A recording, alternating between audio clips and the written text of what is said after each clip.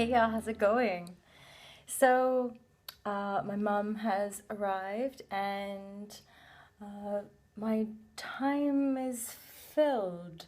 And the last couple of days I've been like, oh my gosh, I want to do a vlog about oneness. And just this morning I subscribed to something called the Galactic Free Press, which is lots of different articles. One was really exciting. I subscribed to a community called the Valhalla Movement, and it's freedom and off-grid living, and a way to educate and expand people's awareness about, you could say, eco living or community living, sustainable living ultimately, which is off-grid. And that to me excites me greatly.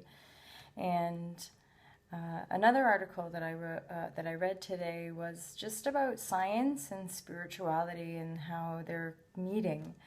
And science is beginning to own and recognize what the spiritual teachings have been basically telling us all along, that all is one. And with sitting A Course in Miracles, a lot of, for me, deepening the teachings and deepening the awareness of oneness, and has a lot to do with our ability to accept ourselves as the totality. Everything we see, everything we experience is the oneness, So long, what happens with pain and sickness and different people's choices are that we're buying and selling a story of separation, of an external God, of this almighty power outside of us. And that's the lie. That's the false reality that we perpetuate. And it's most of us, you look at the world, it's maybe not that harmonious when we go ahead and perpetuate the idea of separation and division. And the beauty to me is that we're living in an exciting time where it's like so many of us are choosing to be here and to awaken in this time and to move forward with oneness perspective.